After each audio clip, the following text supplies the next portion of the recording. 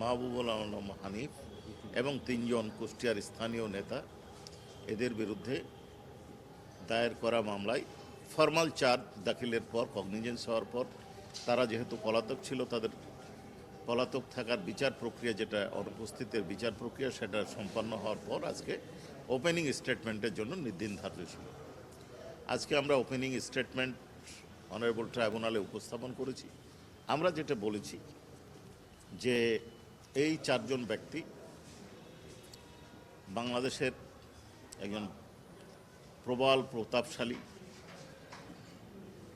অত্যন্ত ক্ষমতাধর ব্যক্তির ছত্রছায়ায় থেকে মানুষকে মানুষ না মনে করে, মানুষের অধিকারের তোয়াক্কা না করে, মানুষের জীবনের তোয়াক্কা না করে, মানুষের বেঁচে থাকার অধিকারকে কেড়ে নেওয়ার সব ধরনের প্রক্রিয়া তারা চালিয়েছে শুধুমাত্র তারা নিজেদের স্বার্থ রক্ষার জন্য, নিজেদের ক্ষমতা টিকিয়ে রাখার জন্য। এ বিষয়ে আমরা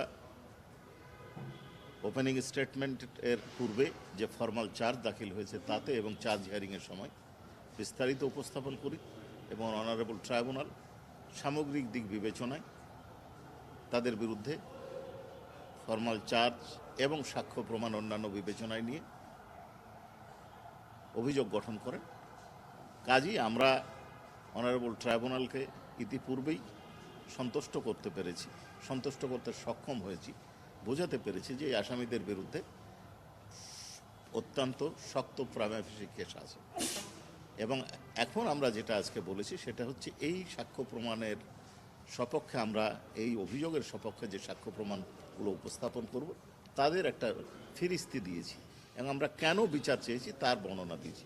সেখানে আমরা বলেছি আমাদের যে সাক্ষী মোট হচ্ছে 38 জন, তার মধ্যে শহীদ পরিবারের সাক্ষী হচ্ছে 8 জন, প্রত্যক্ষদর্শী সাক্ষী 8 জন, আহত সাক্ষী 8 জন, আন্দোলনে অংশগ্রহণকারী 8 জন, পুলিশ হচ্ছে 1 জন, সাংবাদিক 1 জন, জব্দ তালিকার সাক্ষী 2 জন, বিশেষজ্ঞ সাক্ষী 2 জন, বিশেষ তদন্তকারী কর্মকর্তা 1 জন আর তদন্তকারী কর্মকর্তা 1 জন। এছাড়াও আমরা যে সমস্ত সাক্ষ্য প্রমাণ ট্রাইব্যুনালে উপস্থাপন করব তার মধ্যে অডিও ক্লিপস আছে, ভিডিও ক্লিপস আছে, বিশেষজ্ঞ রিপোর্ট আছে, ফরেনসিক রিপোর্ট আছে এবং সাক্ষ্য অর্থাৎ সরাসরি যারা অনারেবল ট্রাইব্যুনালের সাক্ষ্য প্রমাণ উপস্থাপন করবেন। আমরা আরও বলেছি যে আমাদের 2টো মামলা ওই কোর্টে চলমান আছে। একটা আশুলিয়ায় যে লাশ পোড়ানোর মতো মর্মান্তিক ঘটনা ঘটেছে সেই মামলা, এবং আবু সাঈদের মামলা পেন্ডিং আছে, এই মামলার শেষ পর্যায়ে।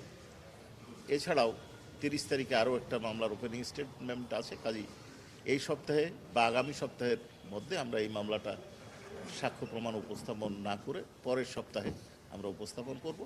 এই বিবেচনায় আগামী 8ই ডিসেম্বর মামলার পরবর্তী দিন ধার্য হয়েছে।